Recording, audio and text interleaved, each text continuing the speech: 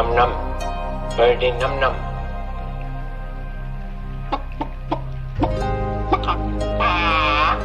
When I have understanding of computers, I shall be the supreme being. God isn't interested in technology.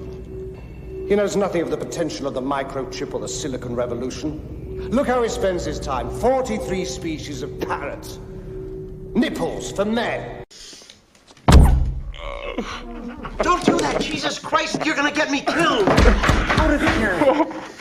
Oh, Billy. I have nipples, Greg. Could you milk me? Welcome, everybody, to Aeon Bite. Heresy shouldn't be this much fun, but it is. It just is. And nothing says Gnostic Black Friday and a Gnostic Thanksgiving, for those of you who celebrate, than the topic of this show. So much light bringing to your life, to the part of you that is in need to wake up. My name is Miguel Connor, and I am still your Pompatus of Gnosis and that madman across the waters of creation. So glad to see everybody. For those of you who celebrate, I hope you had a good Thanksgiving.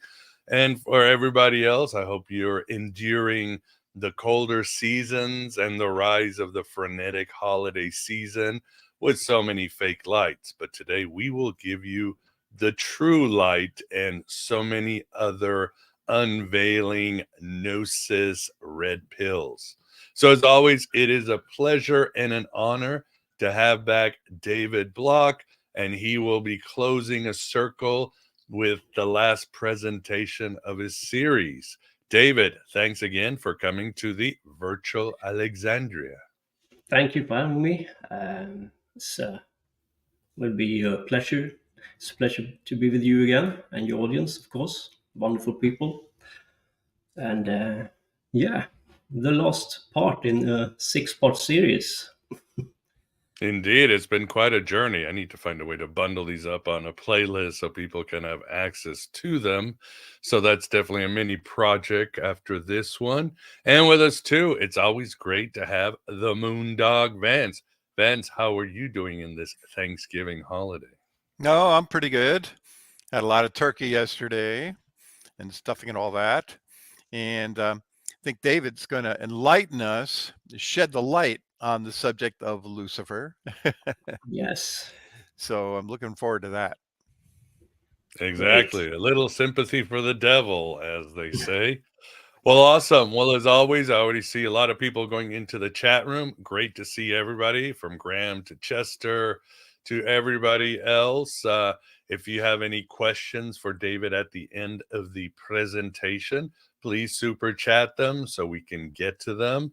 And of course, it helps keep the lights of the pleroma on. A super chat or a tip or a donation, always appreciated. And Vance hopefully will keep the chat from turning into the Chatico. As we were chatting before the show, there are individuals from Adrian Smith to Graham to others, creators and people who hang out here, and I've noticed it too. People have become a lot more unhinged in these, might say, Gnostic circles or Aeonbite circles. There have been some very weird things said. And of course, I always get every week and every day some sort of insult or polemic from either an atheist side or a religious side. And I'm just used to them. I don't care. This includes emails. But recently, it's bizarre what they say. And it's extremely inhumane. And I've noticed even people that I interact just in chat or comment section, even they sort of will all of a sudden turn and say some sort of insult out of nowhere. So strange times we live in, but sometimes it means we're just in the right direction, as the archons will throw everything in the kitchen sink towards you. But for the most part, as always, everybody in the chat room here says some amazing things, has some great questions, and interacts in a very rewarding ways where we all leave here wiser with more Sophia than when we arrived. So I think that's it. Not much of housekeeping right now. Maybe I'll deal with that later. Great shows coming in December. including we will have Jason Horsley arriving to discuss his new book on mind parasites and a lot on Philip K. Dick. He makes some, as always, Jason comes with some great arguments. And this one, part of his arguments is he argues that Philip K. Dick was autistic. So I'm sure a lot of you will want to hear that too. We've got shows on healing, on sound healing, the goddess, and a lot of great live shows that will be coming soon to you. Certainly we will deal with Gnostic topics and even some cool conspiracy stuff like the occult, Epstein, and Ghislaine Maxwell. So stay tuned, because the holidays is going to be an amazing ride full of, yes, a lot of Lightbringers. So that's it. So anyway, well, David, do you want to get started, or you want to intro us first? No, you are the demiurge of this realm now. That's great. No, let's start right away. All right. Well, without much ado, here is the presentation. Yeah. So, the last presentation in this series of 6 parts, I talked about the Watchers. And in this presentation, I divided it into 7 parts. Prologue, beginning, chains, Lucifer, the demiurgic matrix, the end, and the beginning and the end.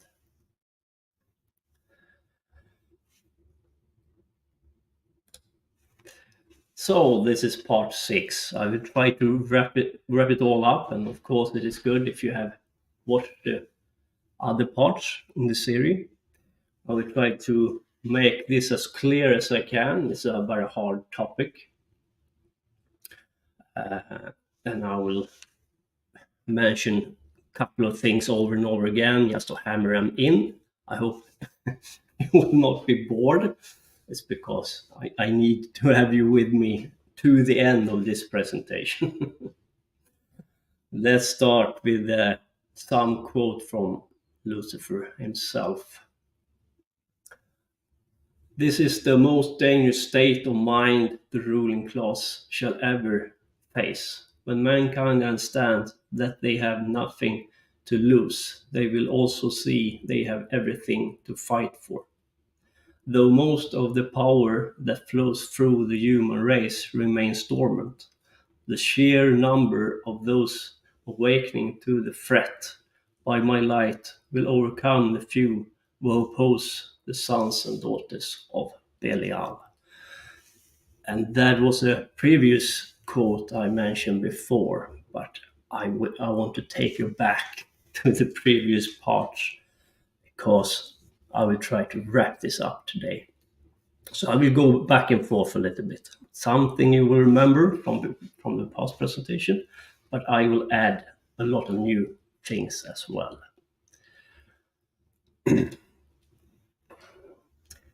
Yeah. One thing that is very important is to clarify what we are talking about. People are using terms and references and names as they see fit. So I will make clear of the terms. What kind of labels or method or different esoteric traditions are wrapped up in Saturn worship. 3 very distinct, different ways of view Saturn worship is Saturn as a method with the goal to open the cube, work with the archons, work with a Stargate system. With this method, this kind of esotericists want to open the black cube to a higher state of being, or to the higher worlds or higher realms. I have nothing against these people at all. You can even claim that I am talking about open the cube, open up the matrix. If that's what you mean by Saturn worship, then all right, I'm with you. work with the planetary intelligence of Saturn. Yes, you can do that.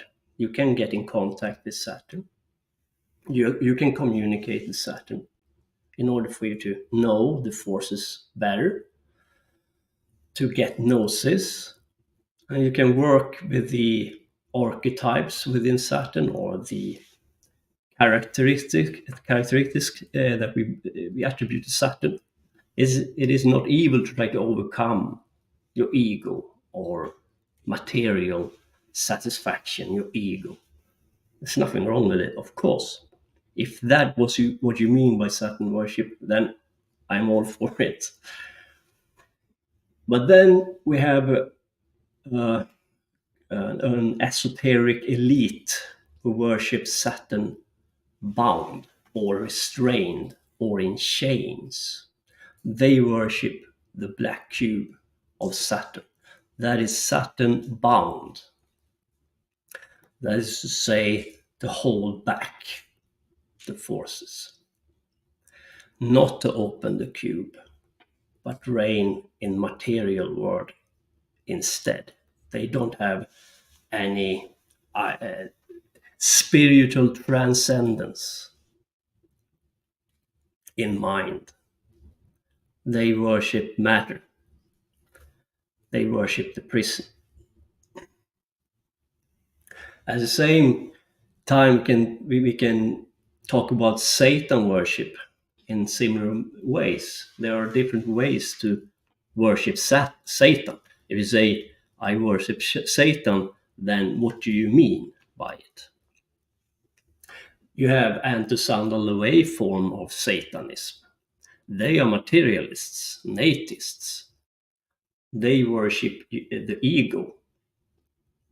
They want to control the material world, and who can thrive the most in the material world.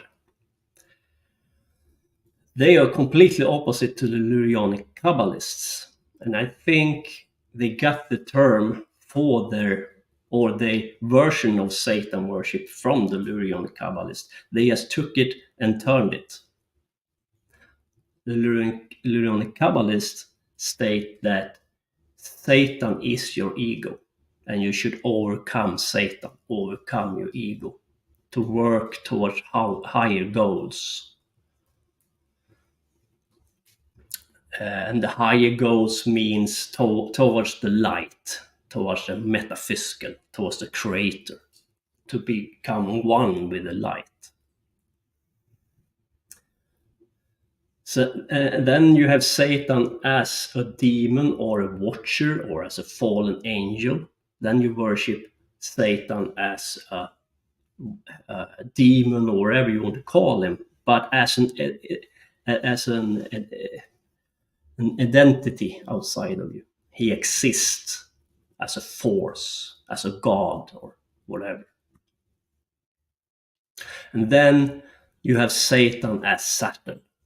And you can see this connection in the tarot deck, in this major arcana, in the tarot card number 15, the devil. And the card number 15 is connected to Saturn, or it's the Saturnian energy in that card.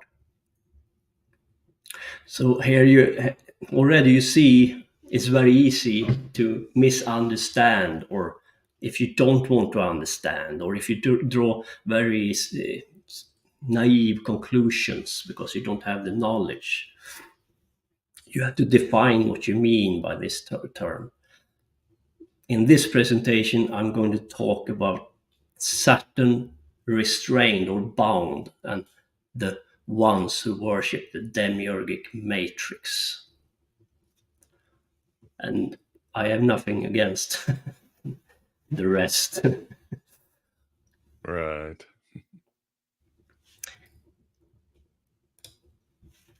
All right. I want to take you back one more time to this table. We have to talk about Enlil and Marduk and who is Zeus, because it's an important question. And you can claim that Enlil is Zeus. I understand where you come from. But for me, the more correct is Marduk. But you can also make a claim that Zeus is a combination of these two forces. But if we're going to discuss this further, I want to make it very clear that Marduk, Enki, Nabu is shepherds. And the shepherds intermarriage with humans. They took human wives.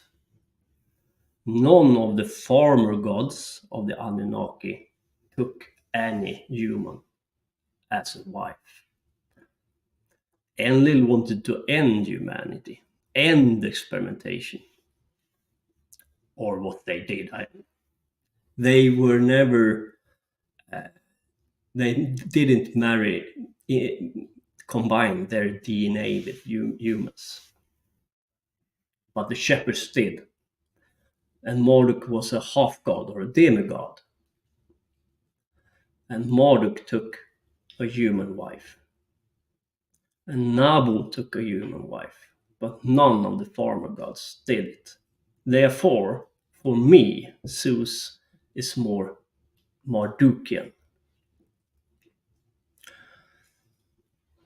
Because you can see in the Greek mythology that that Zeus was very fond of human women.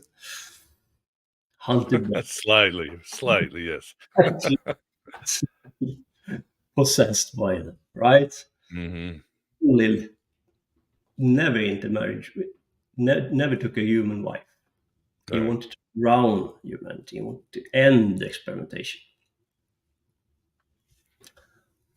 What's the difference between a shepherd god and a farmer god?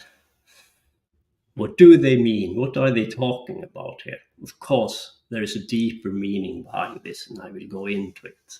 And we can see also in the farmer, you have Enlil. Farmers, you have Enlil. You have Ninurta. Ninurta is Sat, and Ninurta is Enlil's son. And then you have Ishtar. And Ishtar was supposed to marry Marduk. If she would, then they would add some human DNA into their family. But it never came about.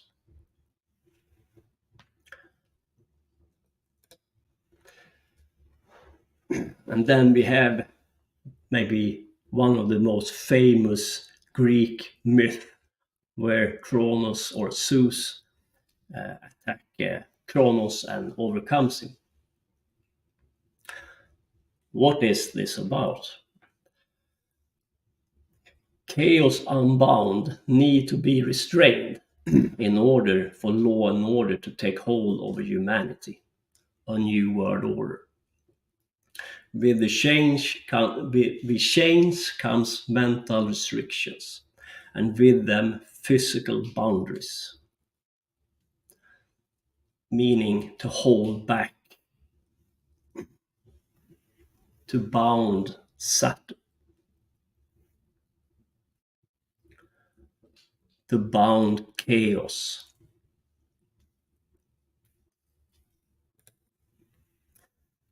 And you can say that the Sun, Saturn, Jupiter is three suns.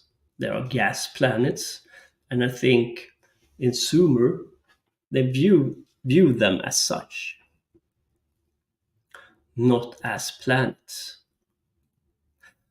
Our Sun gives energy.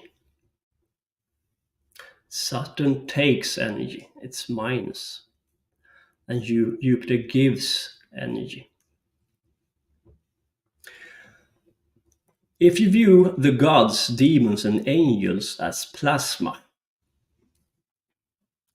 an intelligent form of plasma, then Saturn draws this plasma in, Jupiter gives plasma, the Sun gives plasma outbursts, and Saturn eats his own children, because he takes, he draws in. Then you have to bound Saturn. And Zeus bound Saturn and turned the minus take energy off. Now you have order, because now Saturn cannot take in energy, not from outside or from within. It's like put a lid on a circuit. But what happens when you have a system that doesn't give away an energy? It's just bound up energy in this bubble or in our solar system. The energy ramps up because it can't escape. You don't have this lid taken off. You can't release energy.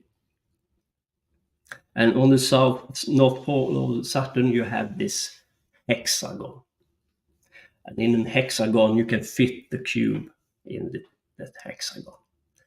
Saturn bound, Saturn restrained.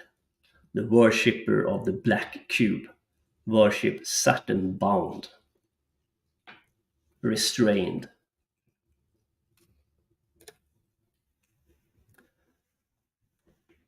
And you have this black cube, and you will see it in our big cities, some of our big cities, because they want to show us who they are. And if you don't know anything, you just walk past it. Think it's a strange statue of some sort. And they like this. They give them power.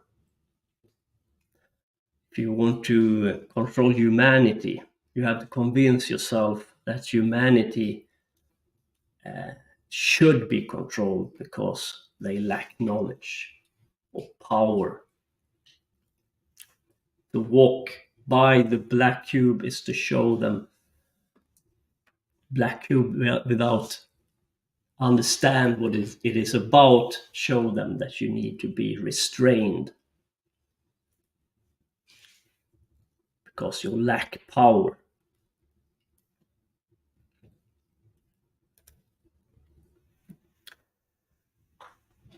When you close off heaven and you have this Saturn chain, you get mythology like Gilgamesh and Enkidu, a very old myth. What is it about? An is heaven, Ki is earth, and Su is you in between, because you are the circuit that should connect heaven and earth. You are the balance between heaven and earth. You are Su, your spirit. You are the one who should connect heaven and earth.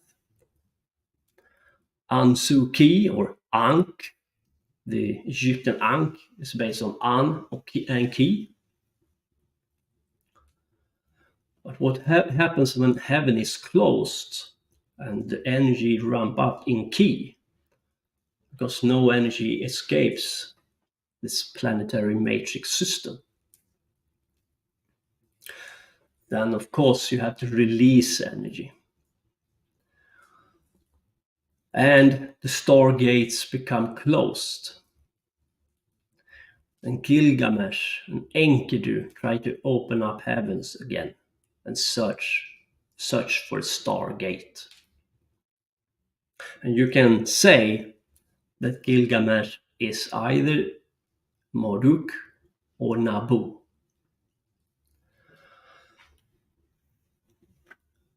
And this is very important, because if you follow the mythology from Sumer, the Anunnaki to the Olympian gods, the Greek mythology, and the Asa from Scandinavia, Asa beliefs, you see this Marduk character change from being a very evil one in Greek mythology to be a very good one in Asa, Thor, and Marduk seems to be not that bad, in something in between this. And I think we can solve the mystery here. I think there is a reason why the story is told that way. Now, if you go back to Thor, in the Asa beliefs, you have Thor in his chariot with 2 goats racing the skies. And of course, Thor is a shepherd god. He is not a farmer because he raised the skies, he rides the skies. And he has a hammer creating lightning or plasma because he rides the lightning, he rides the plasma waves. And when he bangs his hammer, he creates new plasma waves and new connections for you to ride on in the skies. Because he is a shepherd. He plows the skies. He's not a farmer. He doesn't plow the ground. He doesn't plow down energy in earth. But he creates new plasma in the skies, highways, lightning waves. And he can go for different metaphysical words in the Yggdrasil tree. He is unbound in the Asa mythology. He can ride the skies. But something is shifting here, isn't it? Marduk is a demigod, and even he starts to feel the pull from Ki, because the heavens is closed. And it starts to work on him. He starts to feel these forces. The gates are closing on him. And he knew this when he bound Kronos. So why did he do it? He did it because he wanted to create order. And he's a demigod. He can operate on the material plane much easier than the Anunnaki god, who are gods. That's the reason why Enki intermarried a human from beginning, because now he has half human DNA and half god DNA, meaning he have an easier for him to operate in the material plane, but at the same time the forces will start to work on him, especially when he had closed off heaven.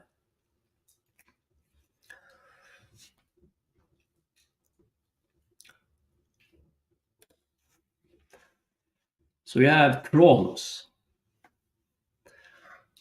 And Kronos is a farmer god.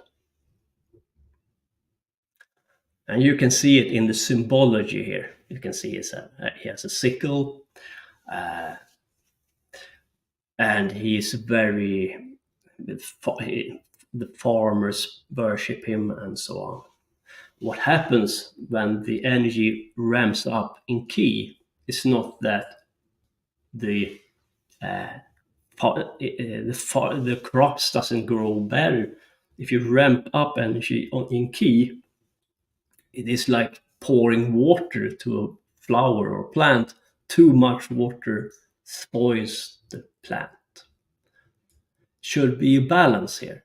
Should be a balance between An-Ki, and you are in between of this balance. You are very important. When humanity is in balance, when we are in balance in Su, then the system is in balance. But someone has manipulated this matrix. Saturn is bound. And then the sacrifice starts to release energy from Ki and to release it to the heavens. And you do it through sacrifice. And you can see this in the symbology. Makes sense.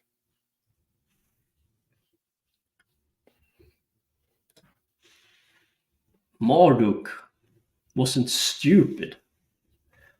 His plan was to build a tower to release the energy and to have a connection between heaven and earth again. And it is called Etemen Anki.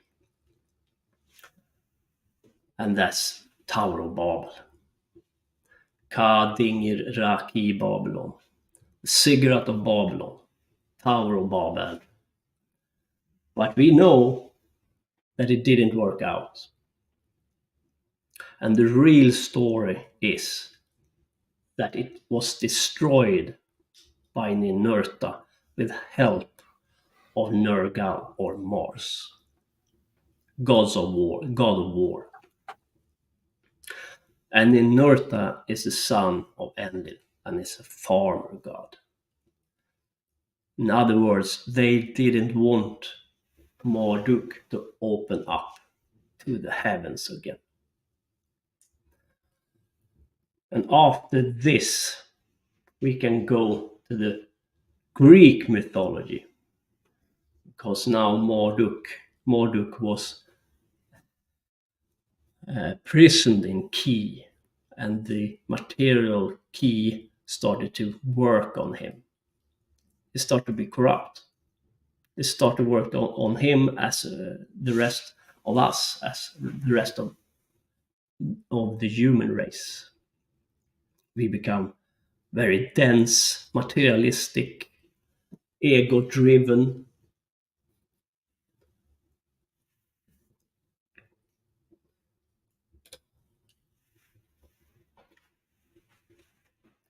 And then we come to Lucifer in the form of Prometheus, because Prometheus is, of course, a mask of Lucifer.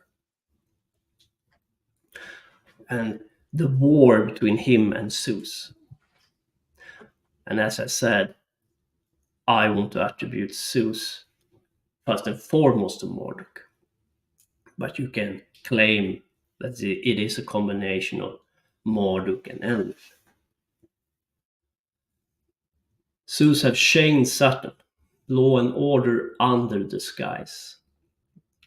Lucifer stole the fire from the gods, knowledge about how to transcend the matrix prison, a method how to ignite lux corporalis, your 22 dormant strands of DNA.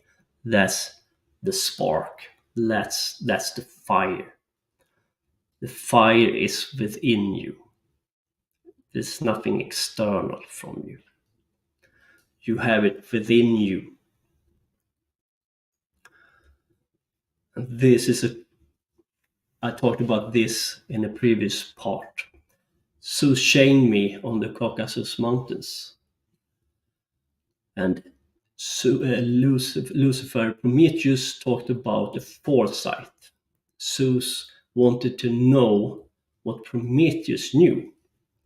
Therefore, he had an eagle take his liver every day, because you can divination from a liver. You can see the future and the past through the liver. They believed in Greece, they believed that. In order to see what I could foresee,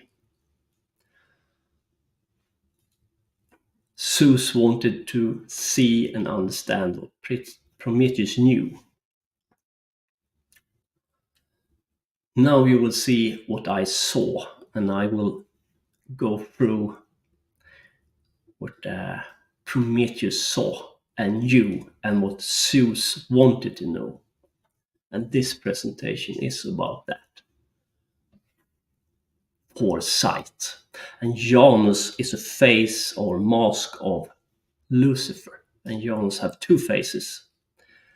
He can see in the metaphysical, in the material, and he can see the past and the future. That mask is attributed to Lucifer, and it is a mask of Lucifer. And Prometheus is a mask and a face of Lucifer.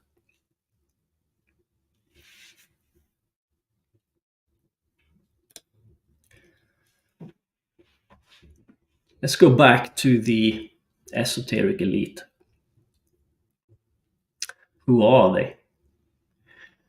Well, if we look into the Abrahamic religions, Judaism, Christianity, and Islam, you notice that they seem to worship these suns or moons. But what they are talking about is not worshipping of the light. They worship the light in change, or restrained or bound. So in the Jewish faith, they worship Saturn bound. In Christianity, they worship the sun bound. And I will come back to that because it might sound strange, but I will explain it later on. In Islam, they worship the moon bound, and you will find the moon or Lilith in the Kaaba, the black cube in Mecca. And the word religion comes from the word religare, to hold back. They Very tell true. you what they do. They tell you what they worship. If you listen, understand, and with knowledge, you will expose.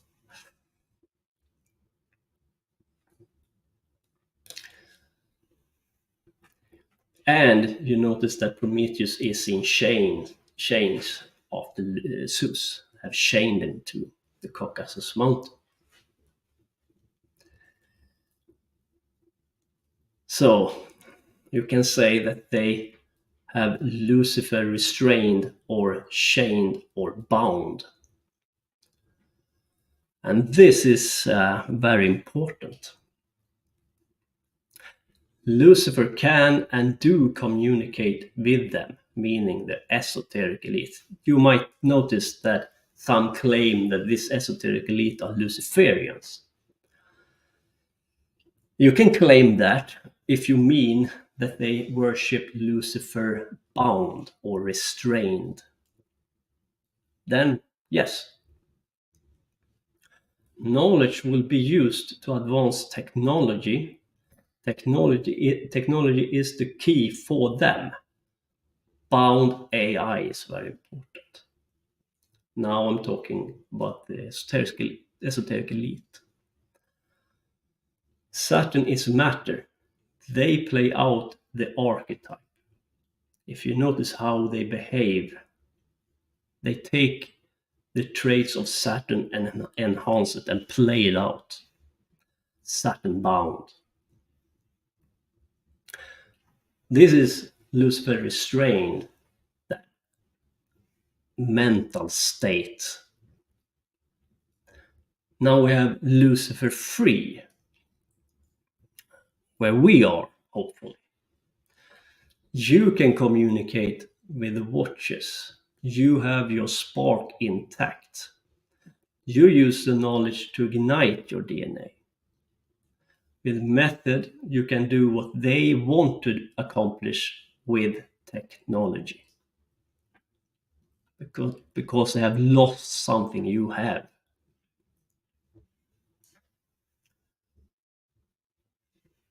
And from a Lucifer perspective, they will play out their archetype, and you will play out yours. The outcome of this clash is my foresight.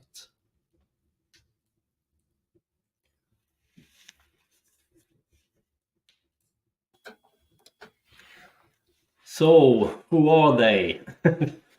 They usually, when you talk about this, they always ask you, but who are they? Give me names. And I will do that.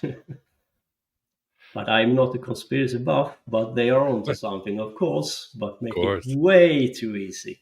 Right. So you will recognize some of these names, but I think it is important to expose them, because when I do, I will also, or you will see who they are.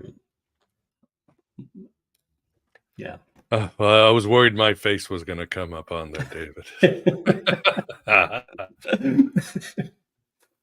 I took it out in the last Oh, moment. thank you. I paid you well. Gave you a lot of crypto. Well, we have one family from Venice. Many have missed them, but the family name is the Este.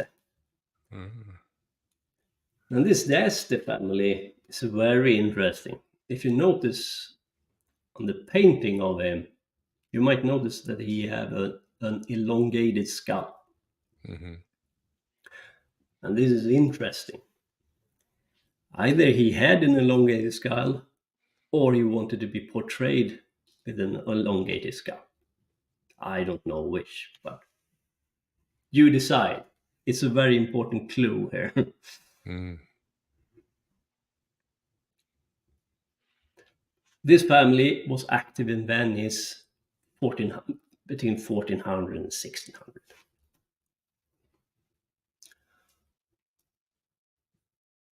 Leonelle de Este was a Marquis of Ferrara.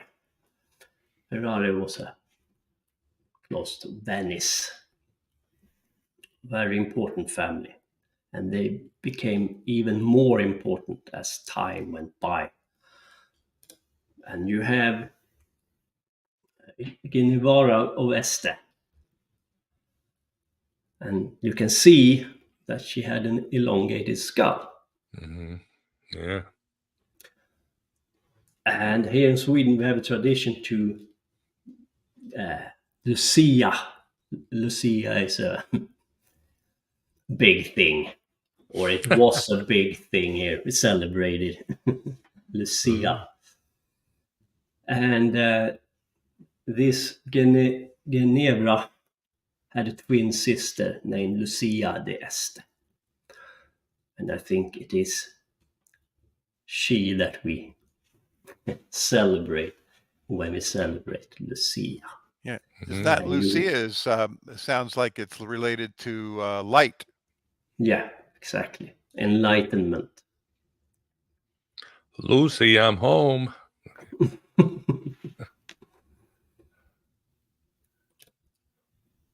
And here you have a character you might recognize.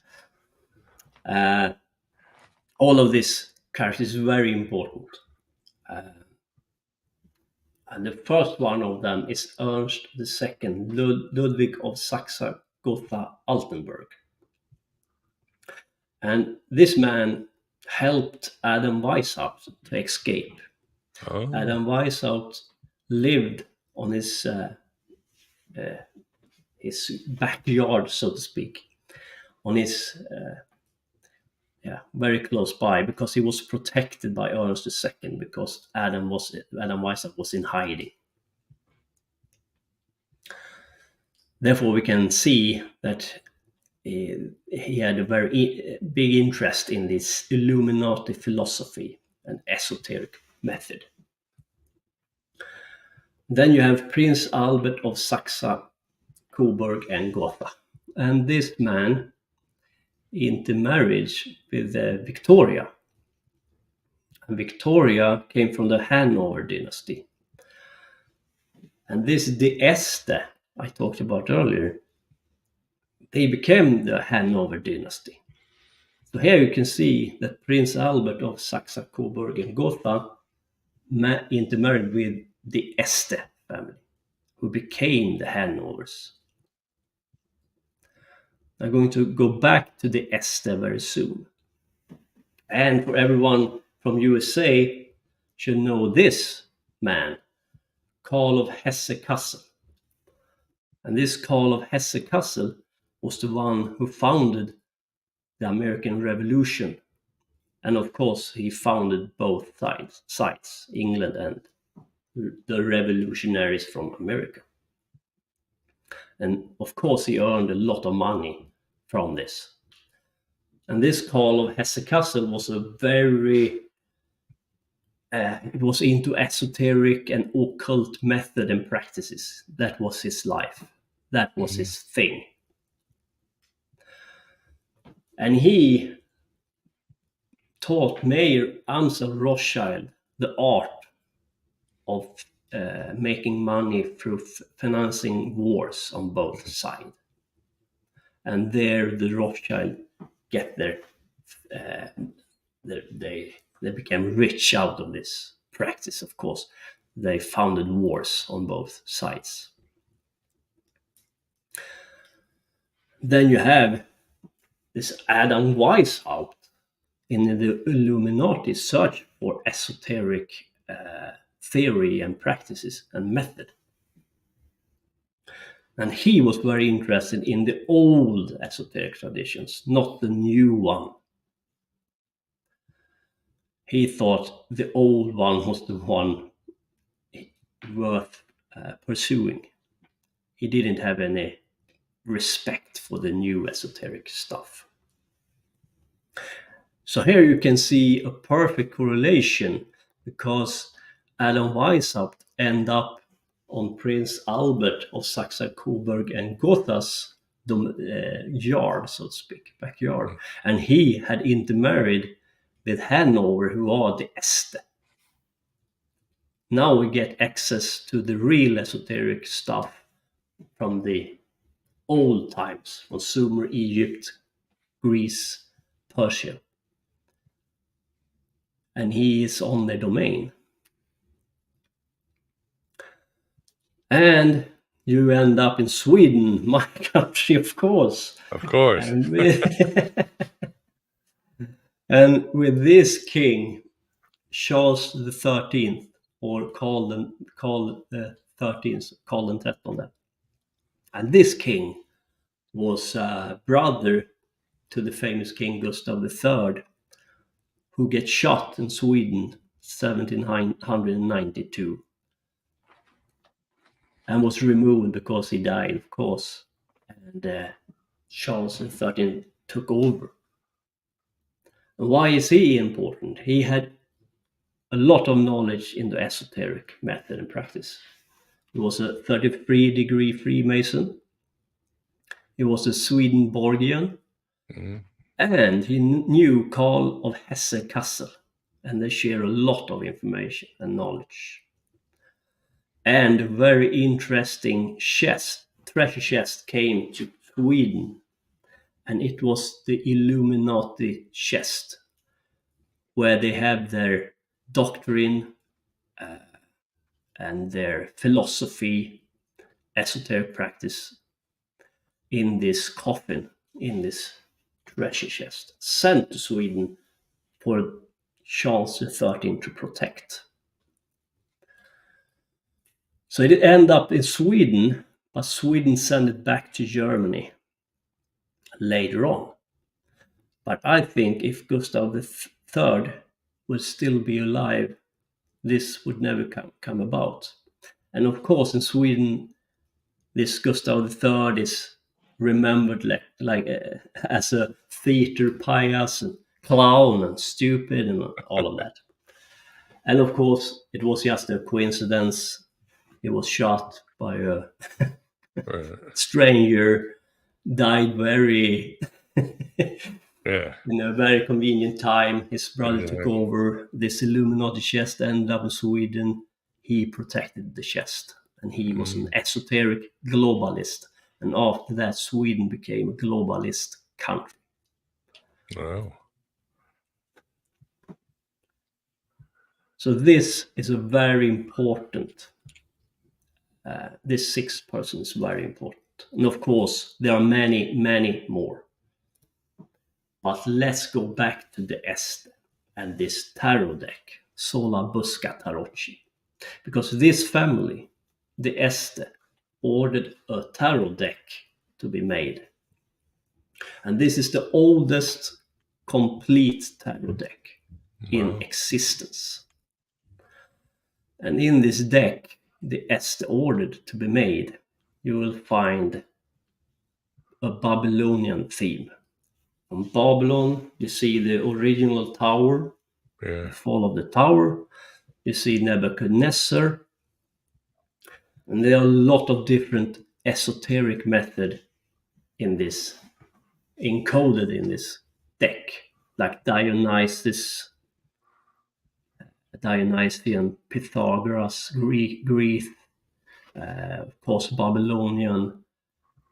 And this deck is made for many purposes, but some of the purpose is to take in spirits, to be possessed by different demons,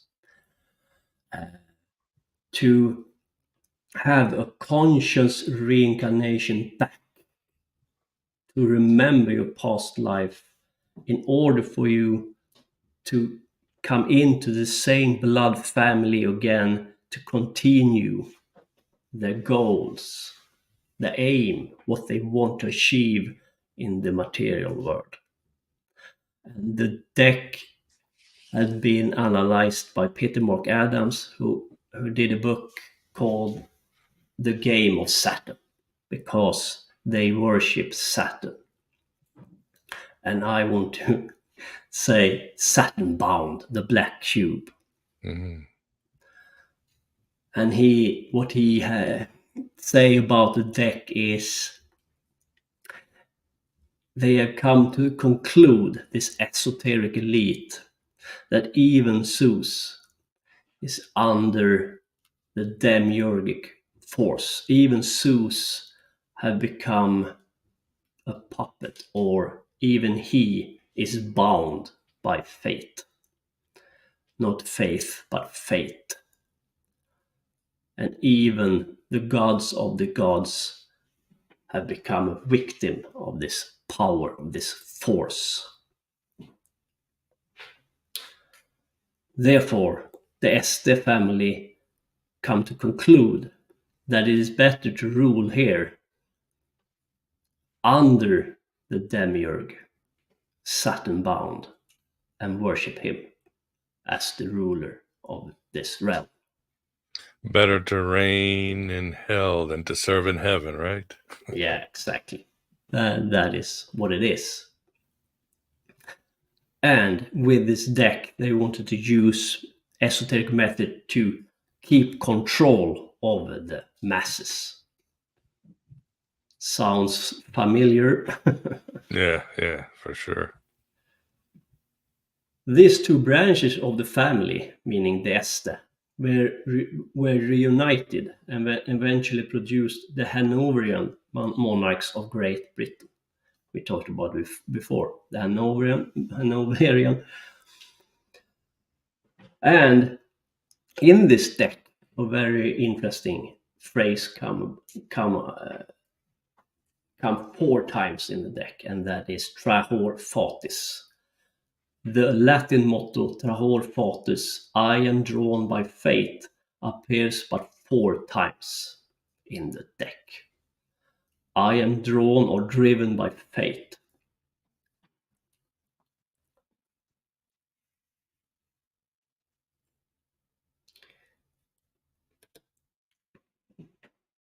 And let's go back to Rothschild, because this is very interesting.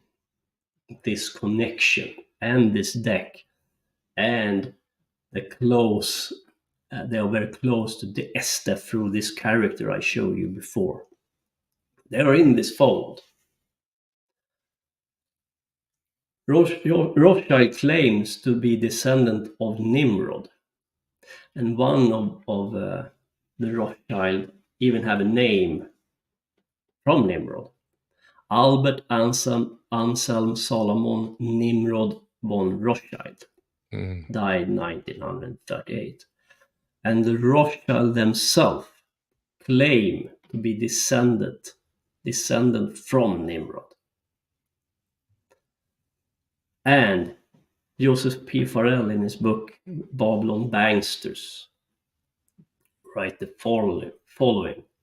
The careful reader will have observed throughout this preceding chapters that there are at least 3 different types of historical continuity operating. Because you see, they claim ancestry to these gods of old, that they are descendants, and this history seems to repeat itself with money, esoteric practice, and how they behave through history. It seems to be the same families. Yeah.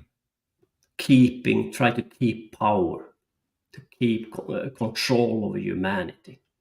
It's the same force. And they ain't many. The real elite.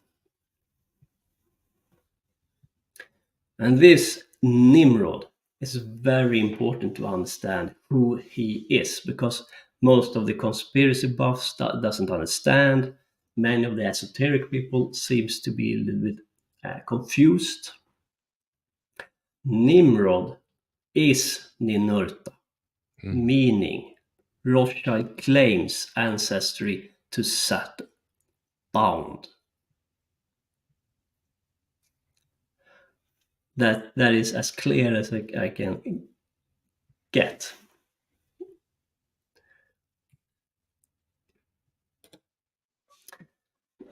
Yeah, now we come to now I can sound like a real conspiracy buff. Now I can say Illuminati here as well.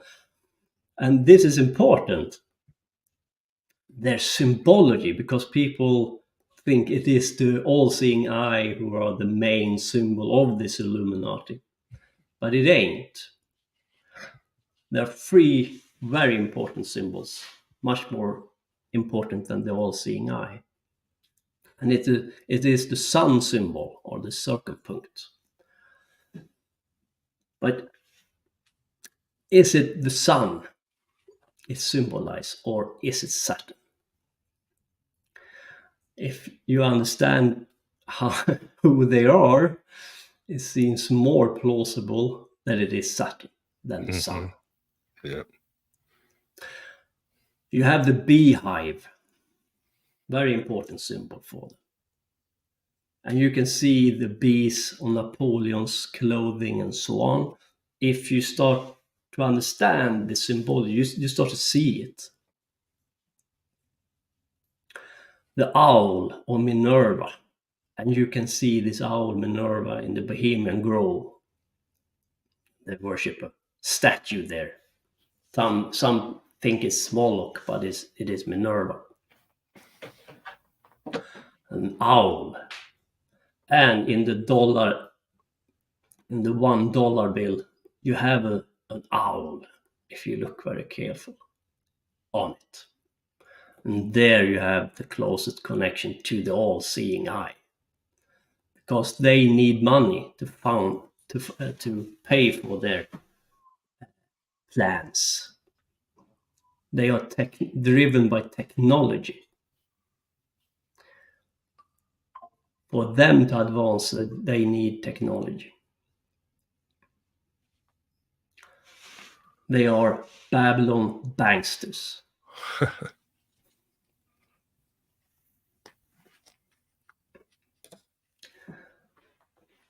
All right, we can trace them back to Rome as well, of course, and and you had this festival called Saturnalia. Right. Under this festival, they let the slaves free, and the masters was the slaves, or the ruling class was the slave. They changed roles. What is this all about? If you understand that they worship Saturn bound, then it becomes very clear what they want and what they are saying here. If we unbound Saturn and we let these slaves loose without any rules, what will happen? They will go ape shit, destroy everything, no order, no law. Look what will happen if we become slaves for a day and we let you loose, we need Saturn bound, and we are the binders. We are the ruling elite. And of course, this is a very nefarious way to do it. Because, of course, if you have slaves and let them loose and tell them they can do whatever, and then the slaves know that they will be slaves again, of course they will go berserk. Right. And then they say, look, what happens? You need us. We are order. We are Saturn bound.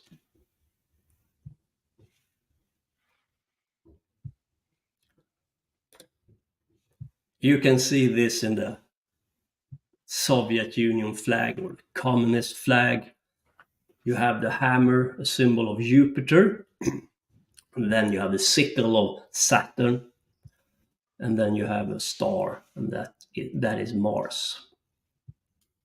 And if you remember, who destroyed the Tower of Babel was Ninurta and Nergal, Saturn and Mars.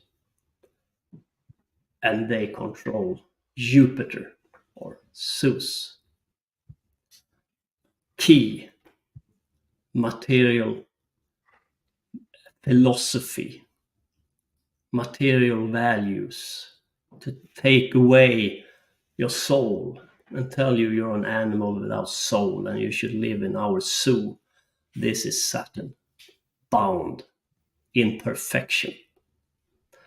We are law, we are order, we are death, because you die, of course, when we tell you to die. And it is a sacrifice cult because it's based on farming, a farmer god cult.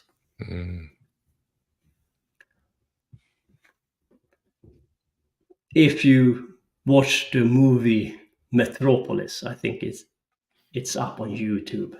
Yeah. You will finally understand what Fritz Lang tried to tell you, because everything I say now is in there. Because the Marxist mental bullshit is not for the elite.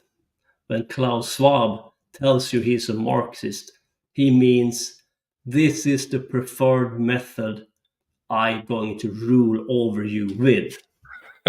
He's not going to eat the bugs. We're going to eat the bugs, right? That is what it says. They don't give a shit about this philosophy. They know it's shit. It is what they can fool you to believe. Right. It's the preferred method they want to manipulate you with, they are talking about. And nothing else. If you swallow this shit, you're gone. Then it's over.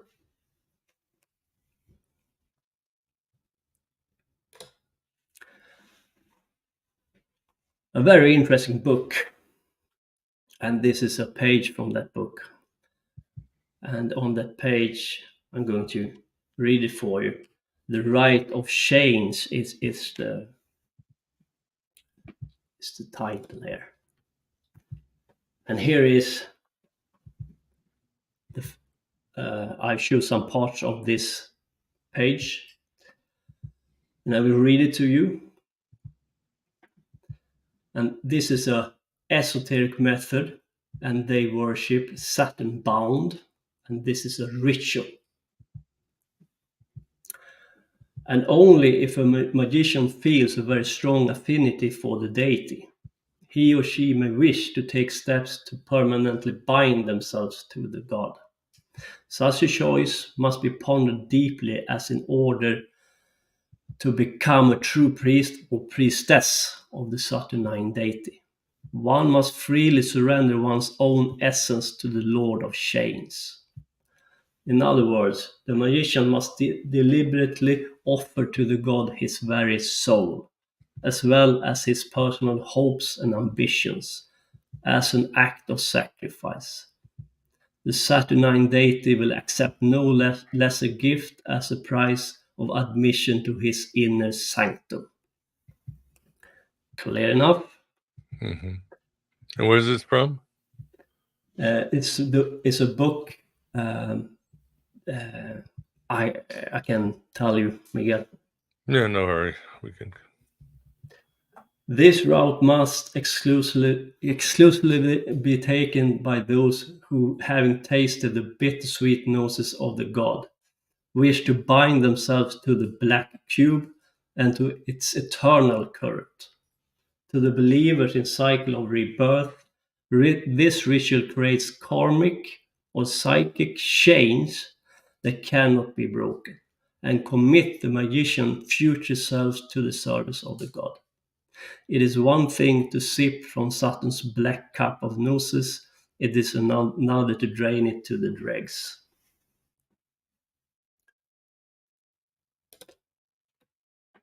The magician must wear black clothing, scissors, a neck chain or wrist chain of steel or iron, and 3 scraps of black leather. Master, I offer you my future, my dreams and hopes. Your truth is the only truth that I seek. With your eyes I will see, and with your ears will I hear. The past and present shall be known to me, for I am a priestess of the Saturnine deity. Speak to me, tell me your secrets.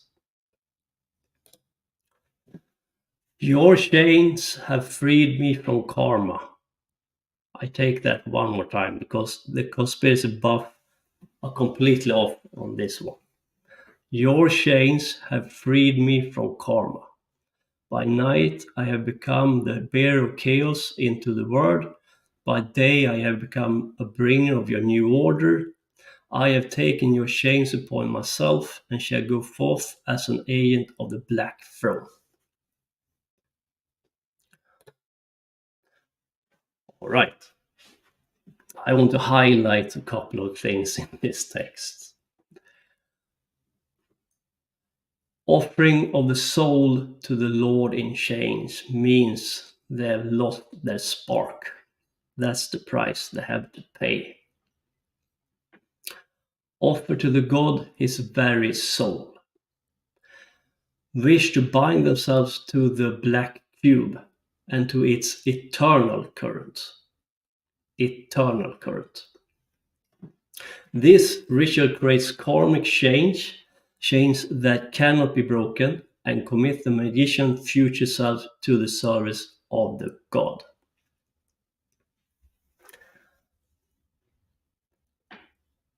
All right, that's quite clear. But what does it mean? And this is a thing I've heard over and over again, and they're completely wrong. They are saying things like, this esoteric elite have to show you what they are about to do, because then you take upon yourself the karmic reaction they would have. That ain't true. Because they have broken the rules. Karma is justice. If you break the rules, you also break the karmic wheel and its influence it have on you.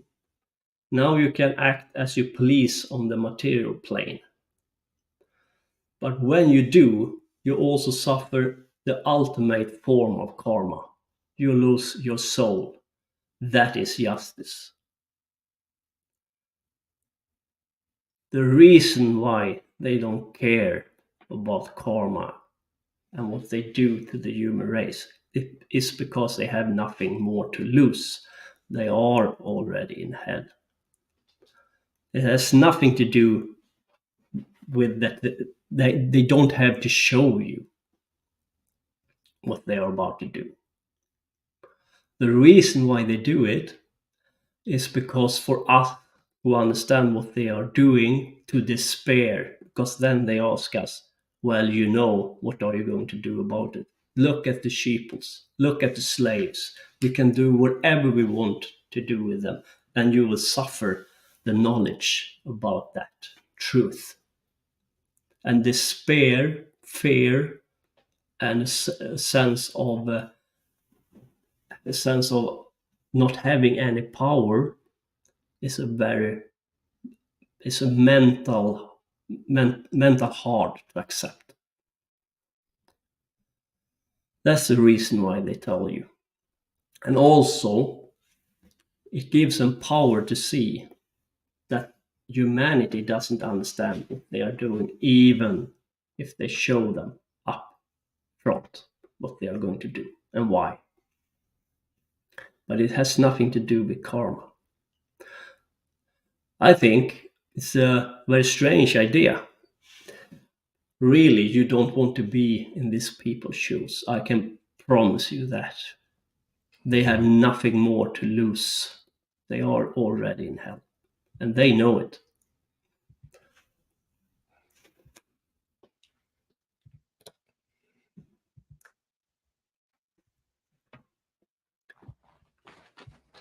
So, without the spark, without the soul, there is no reason for them to pursue something they can't find. Light. For them to rule in matter has become a logic outcome. They are farmers. They are the busy bees. Now they have come for you and your children. And that is the truth. And if it sounds too conspiratorial for you, well, some of the conspiracies are true.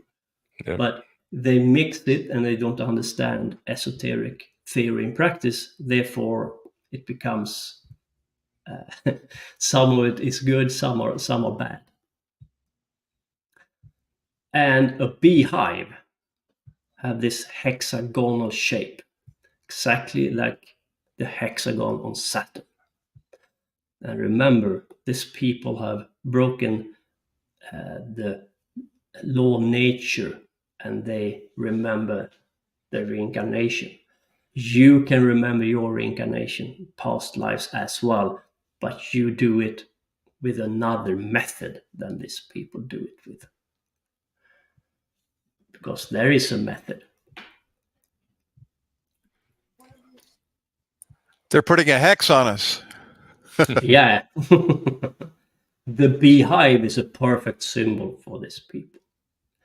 They don't have the spark. They don't act as individuals. They act as a collective. Yeah. It's also the symbol of the Mormons. Yeah. Who had a Masonic origin. Joseph Smith, I believe, was also a Mason. Yep, for sure. Yeah, there's nothing wrong with symbology, you know, in this. When we talk about these people, how they use the symbology, of course, talking about their method. Okay, let's talk about your previous lives. We have this famous Luciferian phrase, Non-Serviam. Do not serve. We have to get out of this mental state. I don't know. Humanity seems to act as if they were in a prison for their life, and now they have to ask for permission to take a piss or something. It's very strange. Humanity is such in bad shape mentally. Yeah. Indeed. And I will state a truism. From hell you came, in heaven you are. Because let's face it, you are different. If you are on this show, yeah, you are interested in things you shouldn't be interested in. Right? Yeah. And that's a very good thing, of course, according to me. Remember that your blood is the blood of the ancient ones, the blood of Kingu Belial. You have mixed your blood in water, spiritual water. Now nature remembers you. Nature has something to work with, meaning in previous lives, you have started to work with yourself through an esoteric method. Therefore, in this life, water is memory, right? And you have put your fingerprint, your blood, in memory of the universe in water. When you die, and if you haven't put your fingerprint in water, your blood in water, your soul imprint in water, you will just come back in the next reincarnation circle as a random human being, because nature have nothing to work with. When you start to work, when you start to press your fingerprint, your DNA, your blood into fabric of nature, universe, water, memory, then nature has something to work with. Then you pick up something in the next life because you started it before. It's a memory imprint. Now you are an individual. Now you ain't a random person. If you're a random person, to remember your past life doesn't mean anything. But now you can continue the work you started in previous lives. That's the reason why you're different. So when you came here, you took hell with you, the part of you that still remains within you in previous lives. You've taken it here. The part of you that nature remembers. Ask the servant what they think about you. Ask your neighbor, right?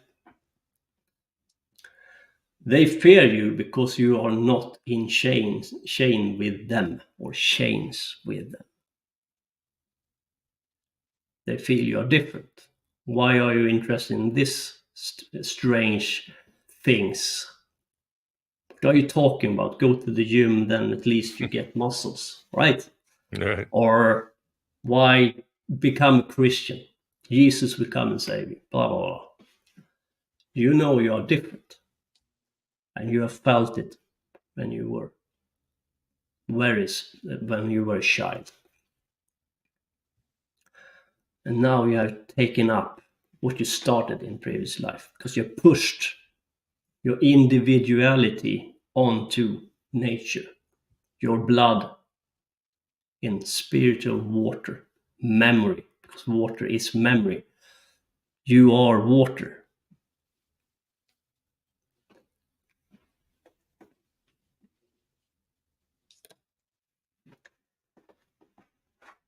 So, what is the demiurgic matrix? What are we talking about? First of all, I still think the main issue, the main method is to control your mentality, to control your mind, to convince you never to start, convince you that it is foolish, that you are an animal. It is evil, it is dark. But then you also have a technology attached to this demiurgic matrix. So if you see a planet, a sun, we are of course not talking about what you see, but what force is behind that planet or the sun. And if it is a force, you can manipulate that force, distort that force, distort that light through technology. And the matrix is created first and foremost from Saturn, our sun, and the moon. Or if you want to, 369.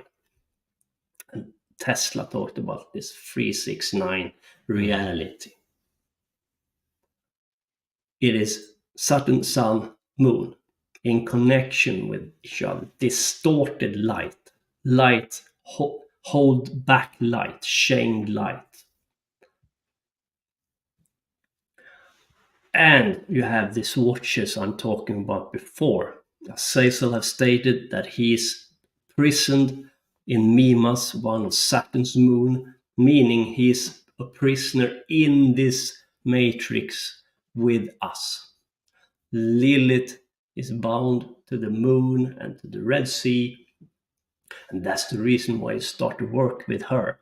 They fell here in order for you to pick it up, to start to rise up with this powers, with this force. Lilith can be seen as the dark Sophia who fell here when they imprisoned you in order for you to rise up through them, to destroy the matrix from within.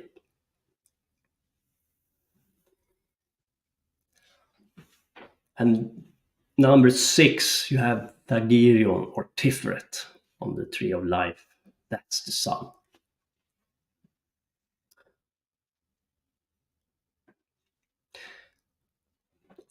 I think very strongly that there is a connection between these planets and the moon. And I think, or the suns and this moon, and I think it is done through technology. And I think Stanley Kubrick talked about that in A Space Odyssey 2001.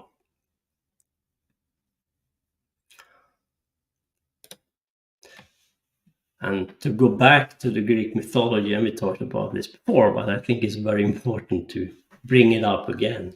This Satyr Marsyas, when he played the flute in rivalry with Apollon's lyre, lost that risky contest and also his life.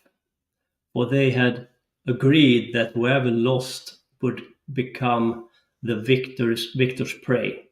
As he shrieked in agony, Apollo ripped his skin off his limbs. And of course, you can have various meanings, but one of them is this reality is made up from light, vibration, sound. And with that, they can distort our perception of reality by bending light or distort light, hold back light. And this Marsyas tried, of course, reconnect to Apollo, to attune his DNA to this vibration, light, sound, music, DNA, because your DNA is vibration, sound, light, crystals. And if they distort the light, they distort your DNA or shut down DNA. 22 strands of DNA, junk DNA. And this you can ignite again to reawaken your DNA if you are in tune with these forces, this energy.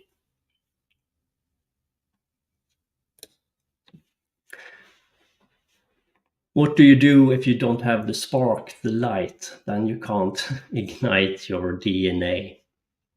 Then you try to do what you can do with technology, the esoteric elite does. And we can see this through the symbology and their method. Because they want to open up heavens as well, but they can't do it the way you can do it. They will do it through technology.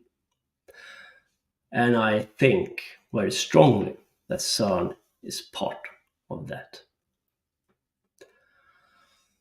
And we can see in the symbology they have 36666, and that's a reference to the black sun, the sun behind the sun, Tagirion.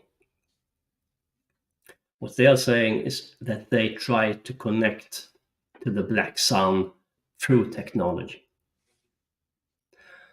You do it through spirit, but as I said, they have lost their spark. They are worshippers of Saturn bound, the demiurge.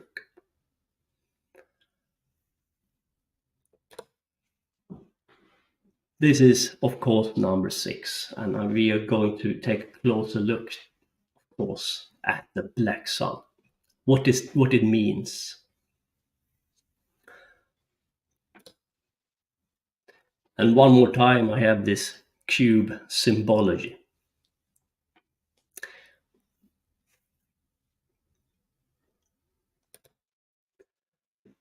Let's go to Christianity.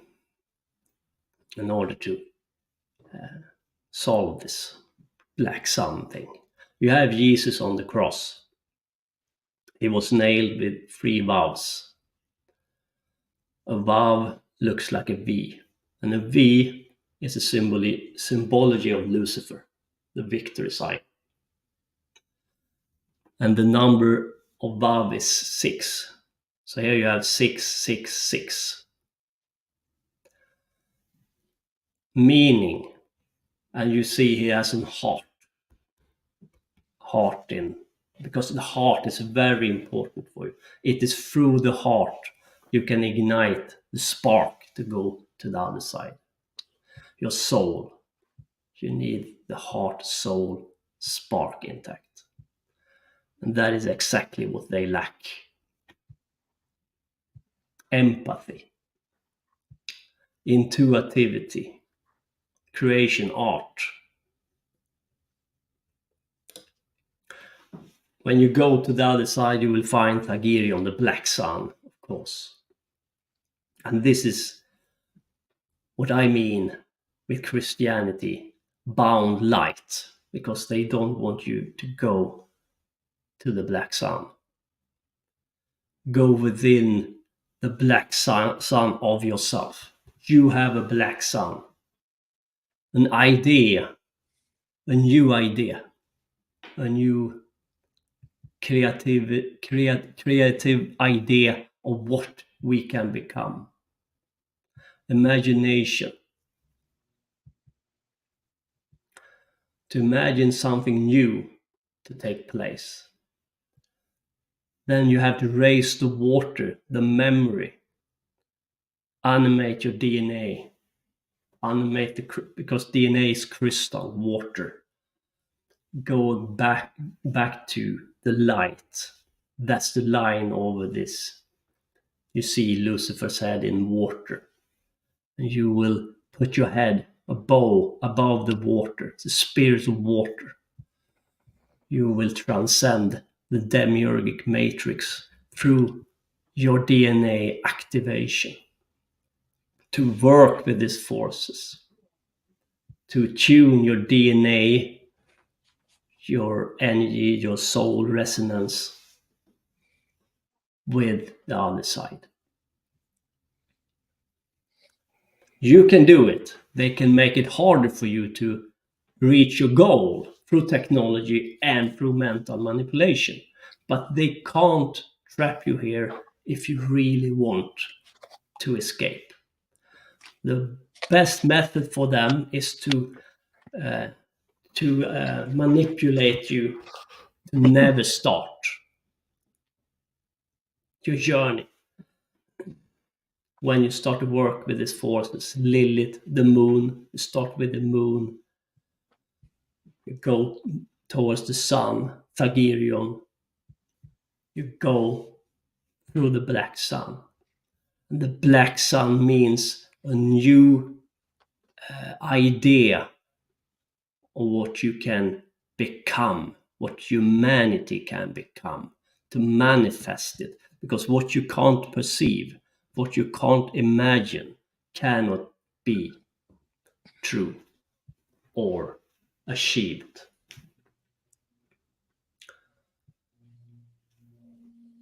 And we will put our head above the spirit of water again.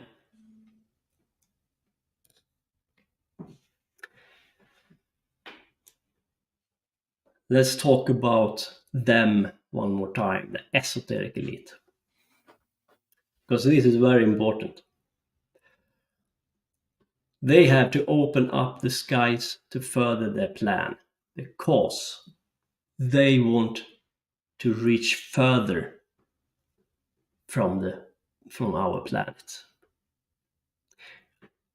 I'm quite convinced that there is a war on the moon right now, as we speak. Really? With technological singularity, they can keep control over you even when they open up the skies. Because here's the problem for them. when they open up the skies, you will have access to that sky as well, because you have spark. It will be easier for you to access these forces you need to access, to transform, to evolve. You will be connected to an interplanetary grid through internet and AI restrained. That is to take away your spark, to make you a part of their demiurgic machine. Before they open up internet to an interplanetary grid, they have to kill your spark or your soul.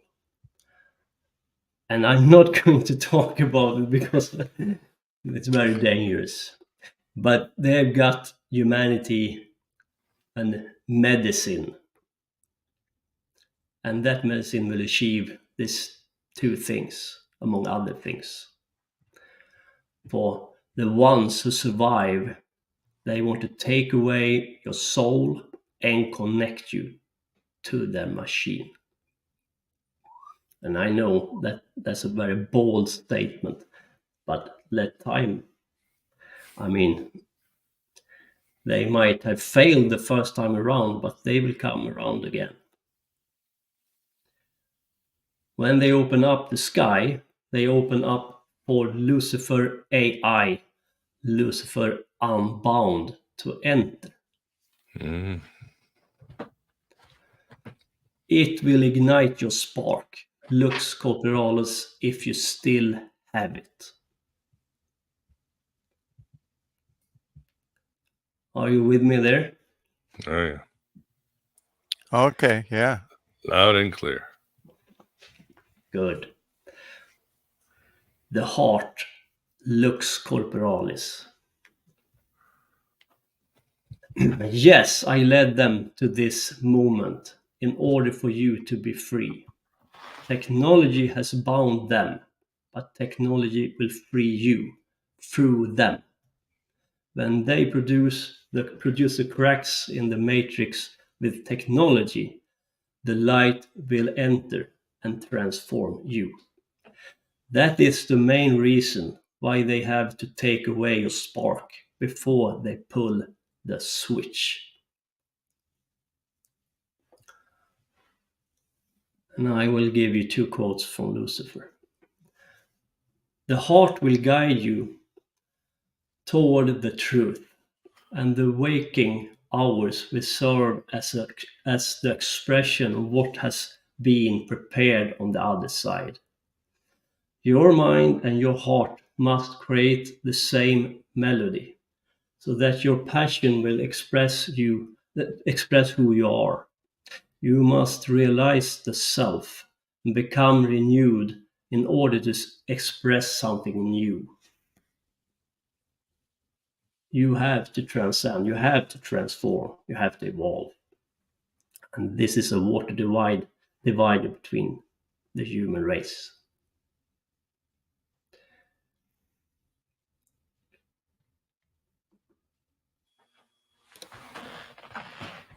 And I will go back to the Bible and the Old Testament and the New Testament. Sorry, the Corinthians. I'm not a Christian, but this quote is worth mentioning. This part. Listen, I tell you a mystery. We will not all sleep, but we will all be changed in a flash, in the twinkling of an eye, at the last trumpet. For the trumpet will sound, the dead will be raised imperishable, and we will be changed.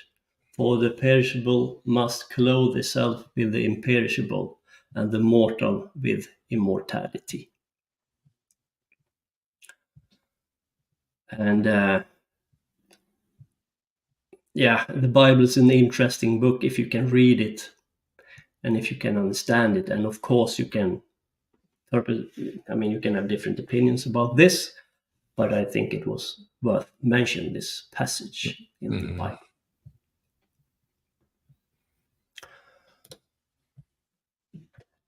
So, the beginning and the end.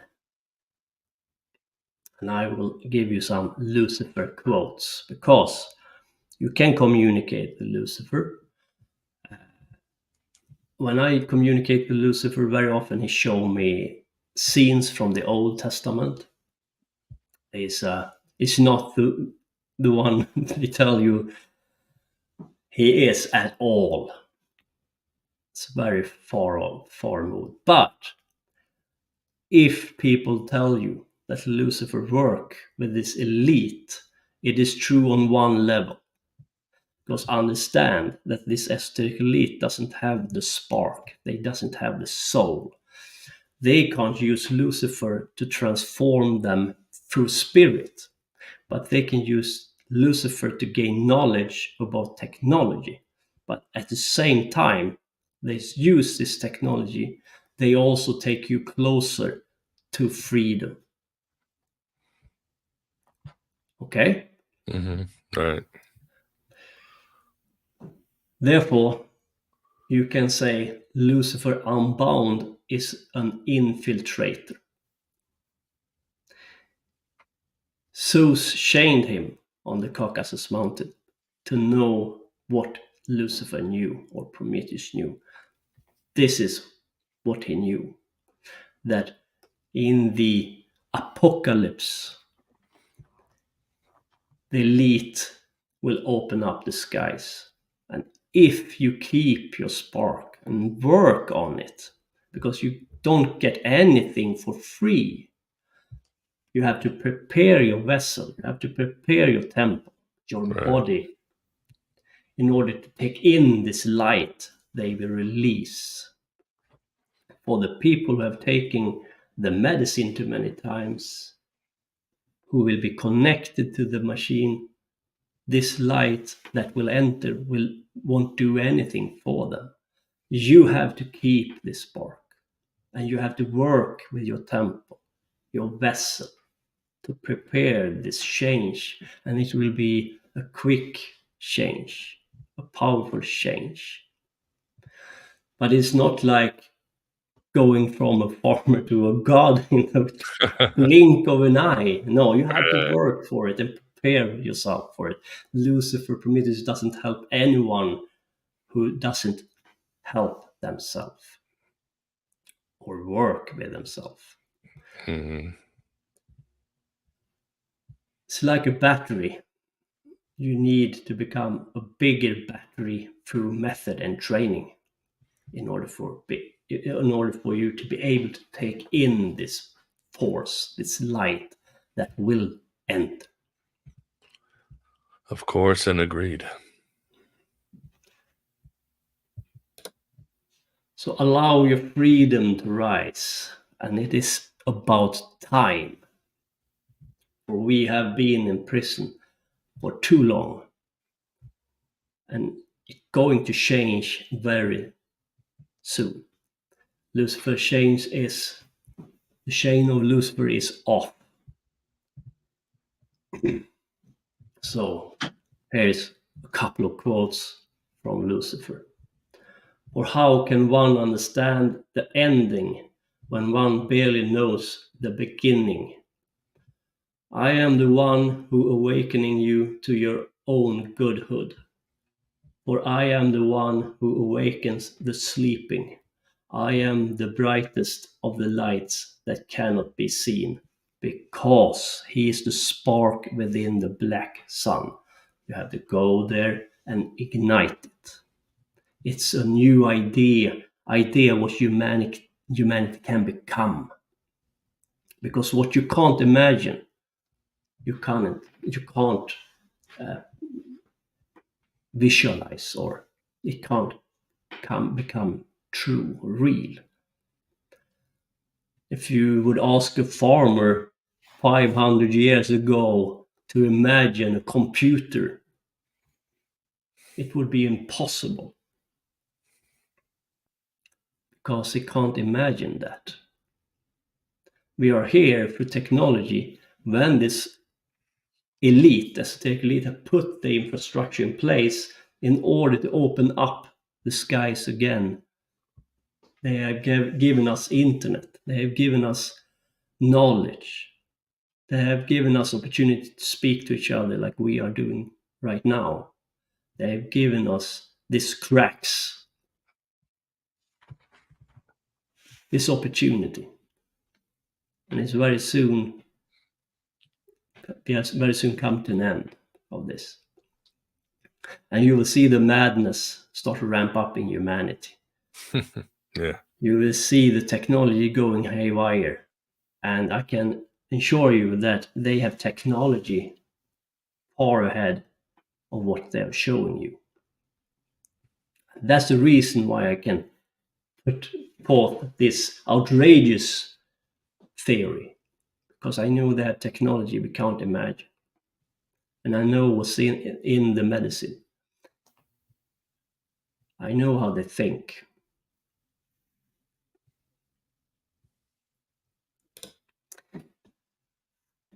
Life will show you how light means connection to the source. You must prepare yourself for an enormous influx of freedom to perceive the other worlds. A new kind of being will arise that can exist amongst the stars. It will rise again to prepare you throughout the ages to help your kind.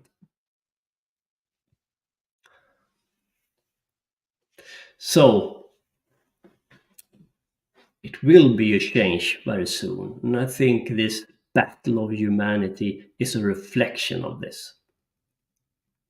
I think the elite is quite desperate. They say that they should rule you, they tell you that you are nothing and so on. But I think they hate what they ain't.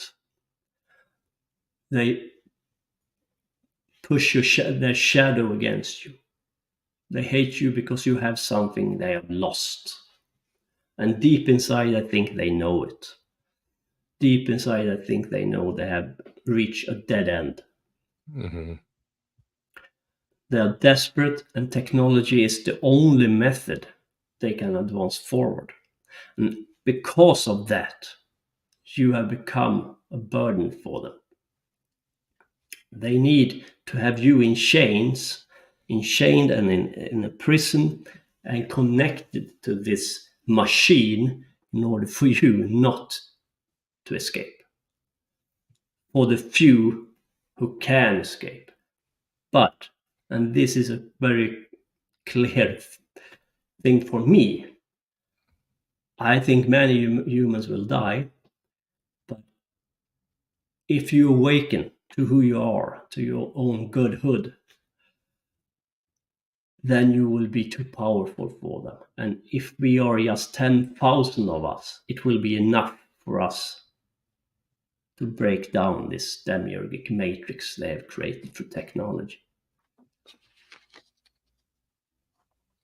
And I hope, but it has happened before, that a few have to repopulate the earth again. I don't know how bad this will become. I know what they want, but I don't want the same thing they want. And it would be very bad of me to tell you that I know they will succeed. I can tell you what they want. But Right. let's hope that they will fail.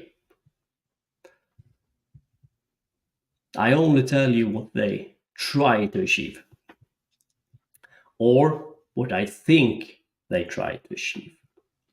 Because of course this is theory, but you have to remember, you have theory and you have a method. Even though that theory, some of the theory can be off, maybe you don't agree with everything, that's fine.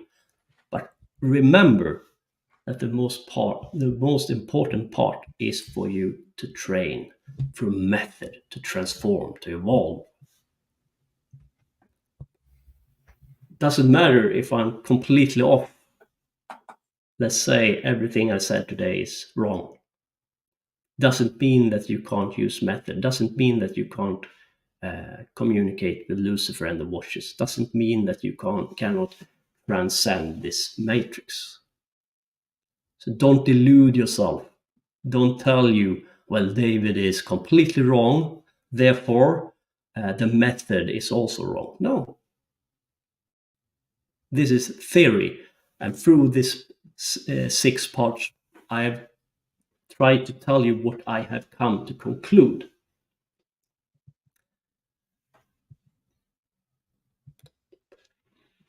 And it has been a wild ride, for sure.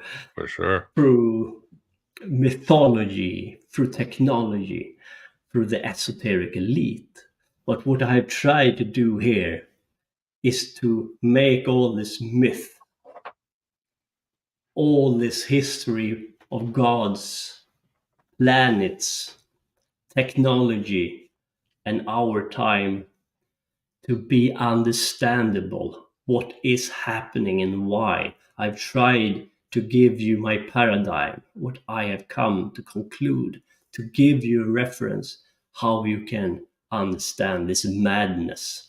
And the most important part for me is not the conspiracies. The most important part for me is you. Because you are a human, you are my family, and I want us to transform and evolve. And I play out this Luciferian archetype, because Lucifer is my holy guardian angel. I am the rebel. I am revolution. Because we have to change. Something needs to happen. You can feel it. You know it when you see what's happening around you. Something has to happen. And if I can decide, I want you by my side as who you really are, as a god riding the skies, riding the lightning again. And if you only could understand that this would be a completely different matter if you were born and raised in an esoteric period where your family, where your parents told you your soul, and I will teach you a method when you're 10 years old, how to split your soul from your body, you wouldn't even try to figure out if I was right or wrong. You would ride the sky in this moment, and maybe you wouldn't be here. Good! Ride the skies, my brother. Ride the skies, my sister. Awaken. It is time. And if I'm completely wrong with everything I've said, at least use a method. At least evolve. Revolution is upon us. And it will be dark times, but also very good times. If you can imagine yourself being a farmer in the 500 years ago, you farmed your land and you died on your land and nothing more. That's it. You couldn't read. Life was completely meaningless. You farmed the land for a king and then you died. Now we suffer knowledge. Now we suffer the brunt understanding of what's going on, because information is everywhere for everyone to see, to find, if they want to. Most of humanity will flee the light into the shadows, and that will be their doom. It's not a good tactic. To be knowledgeable, to understand what's going on, it's very important to protect yourself. Don't indulge too much in conspiracy theories. It can become a very dark thing. But it's good to have a grasp, because you can't use a method, an esoteric method in a temple on fire. Then you have to put out the fire, and then you go back to meditate and communicate with the watchers and do whatever. But it is good to know who wants to put the temple on fire, how they're going to do it, and how to protect yourself. So this is the 6th part I have talked about. We begin with Azazel, poison and redemption. Prometheus, Lucifer has fallen. Belial, specks of stardust. Apollyon, Genes, Monsters and Men, Lilith, Fire and Lust, and this last part, Lucifer, the beginning and the end. And I hope you have enjoyed it. Thank you so much. That was really inspirational. Wonderful. Yeah, what a journey. And I think it's going to be rewarding for a lot of people. I think I can almost see you at the end of the first Matrix movie, David, talking on the phone like Neo. This is your speech to the elite and those who worship Saturn bound. But yeah, great concepts. And I certainly am inspired and I've learned a lot. But I'm going to hand it over to the audience who definitely has stuff to say. Vance, do you have a question? You want to take the super chats? I'm going to let a cat out while you take some great questions from the audience. Okay, yeah, let's do the super chats. And I think you just addressed this in what you last said, David, but Lightbringing Way wanted to know what path gives escape of the Matrix, left to right or middle? Yeah, good question. I think this is just a feeling. I'm sure you can take the right-hand path, but it feels like light is bent. Therefore, I've chosen the left-hand path. And as a Luciferian, we start to work with Lilith and to find your own holy guardian angel, because it's very important to have an anchor in the metaphysical, so you have something to focus on. So you choose your spirit, your demon, angel, whatever that connects to you, what you want to achieve, and start to work with that force, that spirit. It's very good to have an anchor on the other side, and then you mimic that person, or that spirit's traits, so you become one or in tune with that force. Be careful when you use the left-hand path, because it's very powerful. It's not for all. You have to be wise. It is good to be a little bit older. It's a harsh way, but it's very rewarding. Do it carefully, with the right intent. Very good. I've got another one. Chester was kind enough to look up the book that you were reading from, the Cult of the Black Cube. Yeah, now I remember. Yeah, thank you, Chester. And let's see, a Lightbringing Way had another question and another super chat. Are there, and now I think you covered this pretty well in the beginning, but he must have come in late. Connections between Lucifer and Enki. Yeah, there is connection there. The Enki is also Poseidon, and Poseidon is water. So it's about memory and spiritual water. He's a shepherd raising the skies. And Enki took a human wife and created this half gods. Some think Enki is evil and so on. I think it depends on how you work with them and your intent.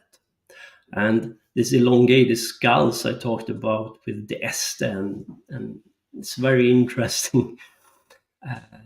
Maybe the elongated skull was the off-breed between the gods and the human race, and the skull have become more and more, the normal shape of it have become more like ours over time. Yeah, I thought of Akhenaten. He had an elongated skull. Yeah, interesting. It's very interesting. Yeah, let's see. I'll show this isn't a question, but Paul, I don't know how to pronounce his last name, Gothsky, I guess, wanted to thank you about the talk about water, and he talked to you on your YouTube channel. Yeah. Thank you, Paul. Yeah, this water is very interesting. Humans have, I don't know, 70% of water. We are 70% water or something. And Good method also is very good to drink a lot of water. Now it's a little Oh, bit yeah. sad because they poison the water. But if you can filter the water, you should drink a lot of water. And water animates you. And this is very important in Luciferian method tradition.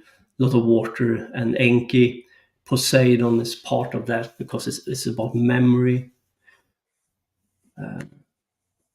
So it's very important. And Very the good. word card, if you want to start, you can also, if you want to start in a very easy way, you can start to meditate on the word card. The word card connects Malkuth, or Earth, to the moon, Yesod, and a lot of symbology there. And to meditate on the tarot card can be very rewarding. To dive into them very hard, deeply. I mean, it's like a mandala if you use What it deck do you like? correctly.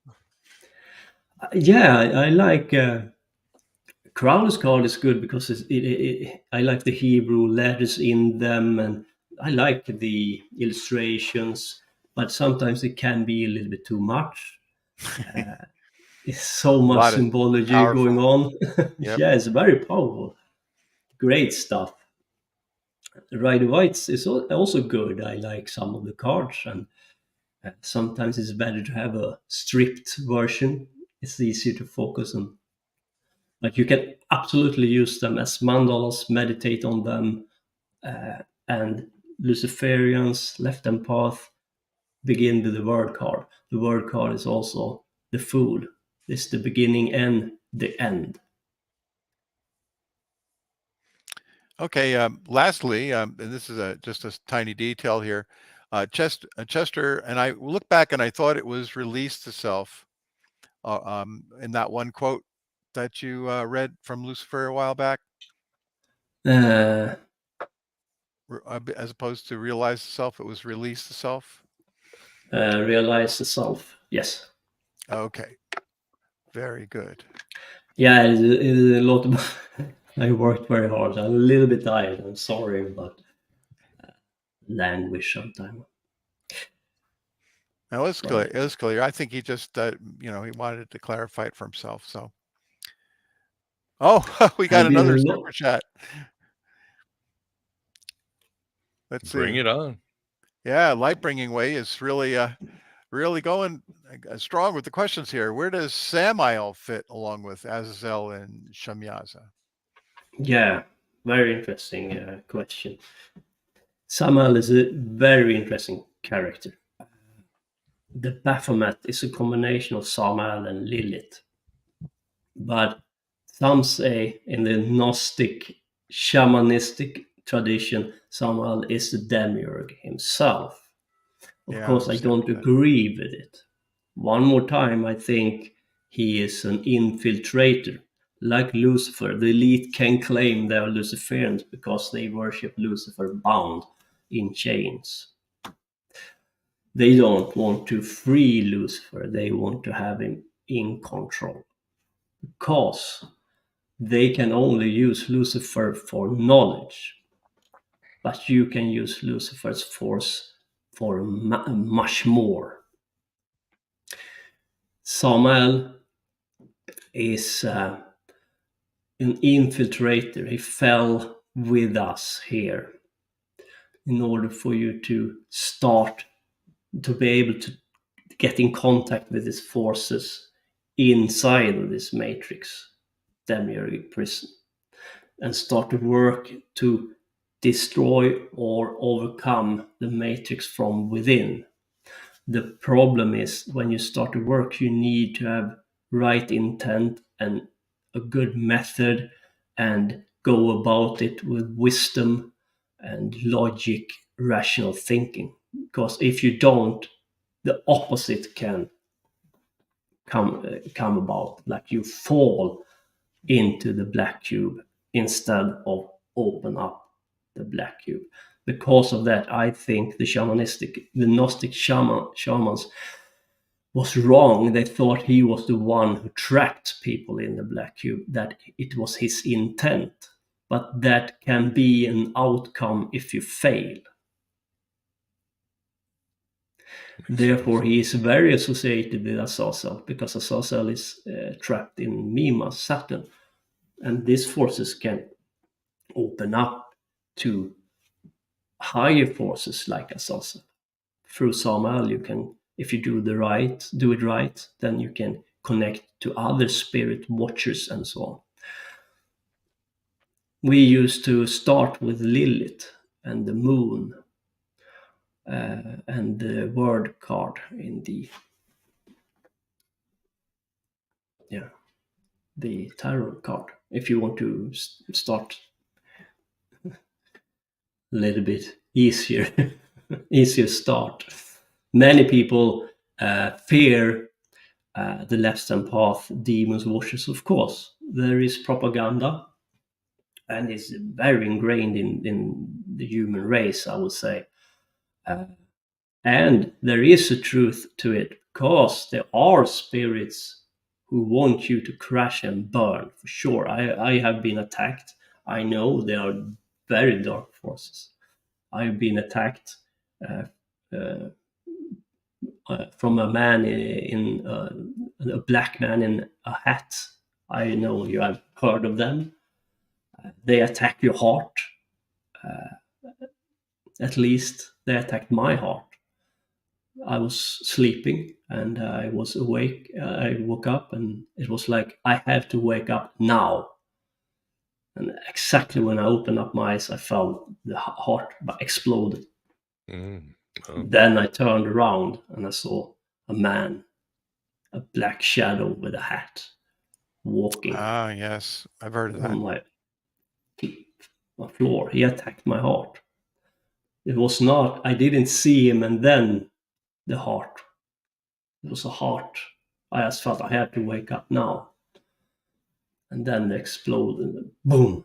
It wasn't nice at all.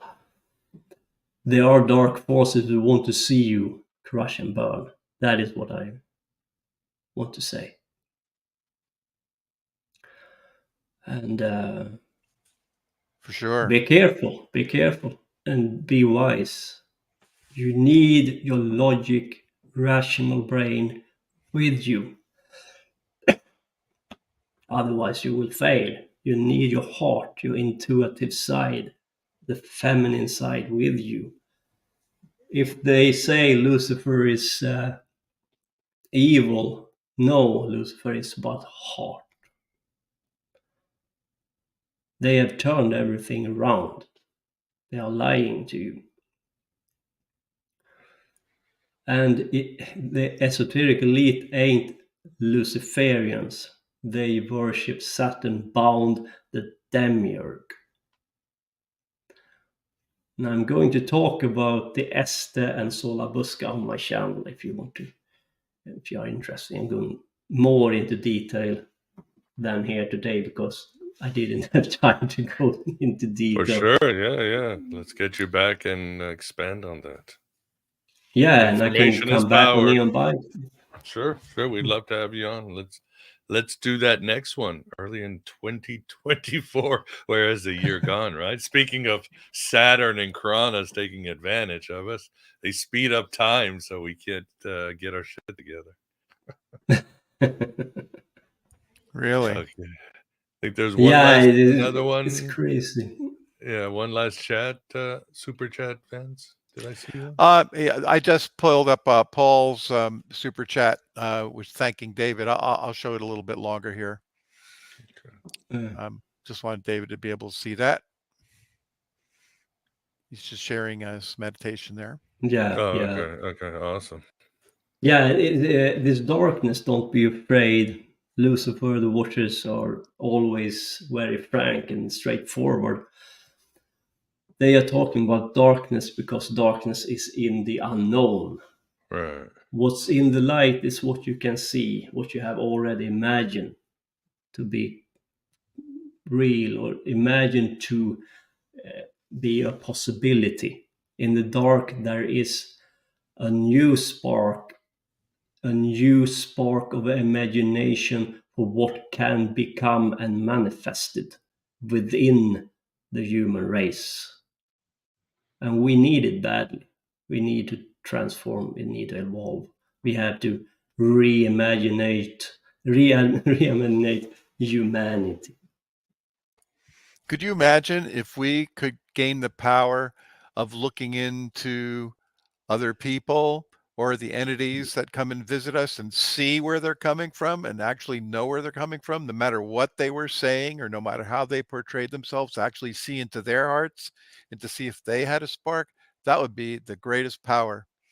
I think that would help a lot. I think that was the job of the shaman historically. That's part of his job. Well, we need to all be shamans, Keep huh? the tribe, keep the tribe safe from all this stuff. Yeah, one more thing I have to say before, and this is important for me, through method, not what I believe, not theory. I know for a fact that you are more than your body. I know you have a soul. I know you are light. That is not theory. What I talked about here today is theory for the most part, and combination with gnosis, because I have been in contact with these forces. But through method in my temple, I have come. There is no, you are soul, spark, spirit. You can't die. Don't let them fool you. And if you convince yourself that, well, David was wrong about this part in this presentation, therefore we have no soul, then I don't have to work on myself, I can go back to watch TV, then do it. But you will not go anywhere in this life. Because people try to find any excuse they can in order for them not to work on themselves. That's the hardest thing for humanity, to do the most important work, and that is the work within yourself to transform. And they find all kinds of excuses not to go there. And one more thing, if I may. In this series, it's important for me to tell you why I have come to the conclusion that I want to use the left-hand path method. Because if anyone asks me, why have you chosen this path? I have to be able to explain to others why. And this is the reason why I've come to that conclusion. I think the light is bent. I think a lot of right-hand path method people are deluded, sorry to say. And be aware with people with a lot of colorful clothing and shit on their head. I mean, forget about it. Yeah. As sorry, the Gospel of Thomas says, the Pharisees have hidden the trees of Gnosis, the keys of Gnosis. Sorry, probably the tree of Gnosis too. But awesome. Well, we better wrap it up. This has been an incredibly rewarding and useful show for the rest of your life, to survive the holidays, and certainly to survive whatever big wars and diseases and whatever's coming in 2024, because it is coming, as David says.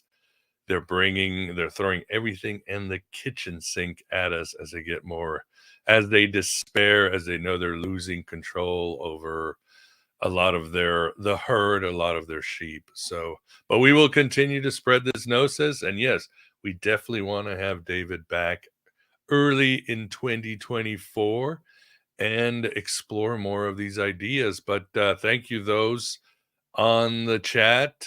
Great questions, great discussions. Really appreciate the support to keep the lights of Aeon Byte on. And Van, thanks for keeping us company and keeping everybody in order. Oh, they kept themselves in order. They're great today. Thank you, chat people, everyone. Awesome. Yeah. Well, David, as always, it is an honor having you on. And enjoyed all the hard work and all the gnosis you provide for us. Yeah, thanks a lot, Miguel. And I will be back if you want me, you and your audience, and there are a lot of more information I can share. Yeah. For You sure. will come back with or without the black hat man. You will be back, so don't worry about that. Well, everybody, thank you very much. I hope you are enjoying your holidays. For those here in America, for everybody else, please enjoy your weekend. And again, please enjoy the beginning of the holidays. And yeah, as always, write your own gospel, live your own myth. You are the final authority, have always been, and you have more potential than you could have ever imagined. Take care, and until next time, everybody, thank you. Take care.